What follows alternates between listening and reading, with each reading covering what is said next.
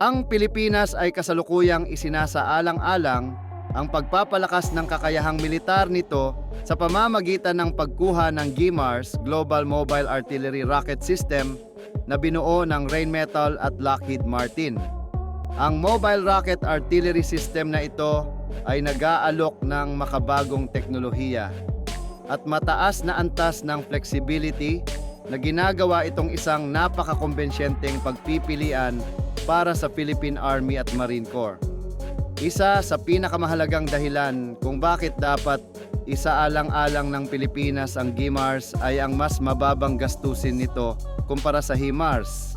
Ang pagkuha ng kagamitang militar ay hindi lamang tungkol sa performance, kasama rin dito ang malaking aspetong pinansyal.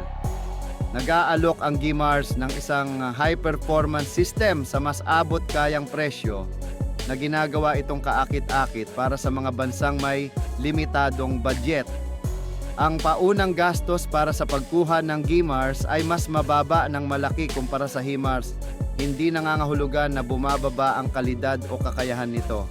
Ito ay bunga ng epektibong disenyo at proseso ng produksyon. Ginamit ng Rheinmetall at Lockheed Martin ang kanilang malawak na karanasan at teknolohikal na kakayahan upang makabuo ng sistemang may mataas na halaga kapalit ng gastos. Bukod dito, ang maintenance at operational cost ng GMARS ay mas mababa rin. Kilala ang HX-Track platform sa tibay at pagiging maaasahan, kaya mas mababa ang kinakailangang maintenance at gastusin. Ang advanced fire control system nito, bagamat makabago, ay idinisenyo upang madaling gamitin at i-maintain, kaya nananatiling mataas ang operational readiness nang hindi gumagastos ng malaki. Dahil sa mga benepisyong ito, ang GMARS ay nagiging isang napakahalagang option para sa Pilipinas sa pagpapalakas ng pambansang depensa at kakayahan militar. Ang GMARS ay isang highly mobile, all-weather, 24/7 operational missile artillery system na nakamount sa matibay na HX-Track.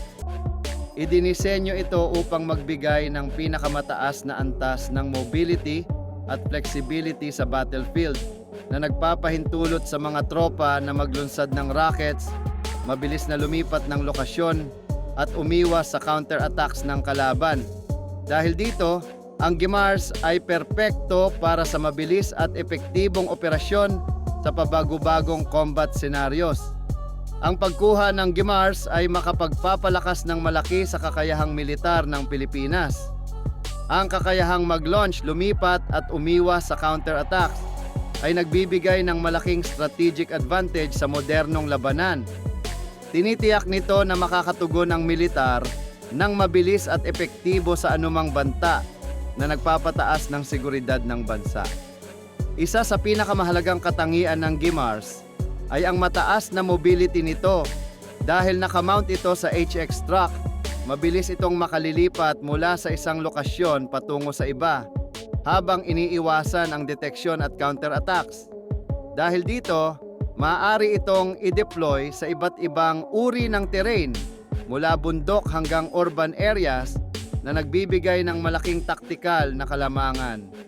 Parehong may shoot and scoot capability ang GMARS at HIMARS, ibig sabihin makakapagpaputok sila ng rockets at agad nalilipat bago makapag-retaliate ang kaaway. Mahalaga ito sa modernong digmaan kung saan ang bilis at mobility ay kritikal para sa tagumpay ng misyon. Gayunpaman, nag-aalok ang GMARS ng ilang kalamangang teknikal na hindi matatagpuan sa HIMARS. Mas versatile ang GMARS at mas mahusay itong makaangkop sa iba't ibang combat scenarios. Isang malaking bentahe para sa Pilipinas na may iba't ibang uri ng heograpiya, maging sa matatarik na kabundukan o masisikip na urban areas. Epektibo itong maidedeploy upang magbigay ng kinakailangang firepower. Ang teknolohikal na kalamangan ng GMARS ay isa pang mahalagang punto.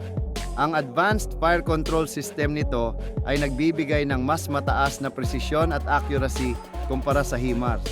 Napakahalaga ng presisyon sa modernong digmaan upang mabawasan ang collateral damage at masigurong tama ang target. Sa panahon ngayon kung saan kritikal ang pag-iwas sa sibilyang pinsala at pagkasira ng infrastruktura, nagiging malaking bentahe ang teknolohiyang ito. Pinapahusay ng Advanced Fire Control System ng GMARS ang precision at bisa ng artillery rockets na nagbibigay daan para sa tumpak na pag-target at minimal na collateral damage. Sa modernong warfare, napakahalaga ng precision at dito nangingibabaw ang GMARS na nag-aalok ng superior accuracy kumpara sa maraming kasalukuyang sistema.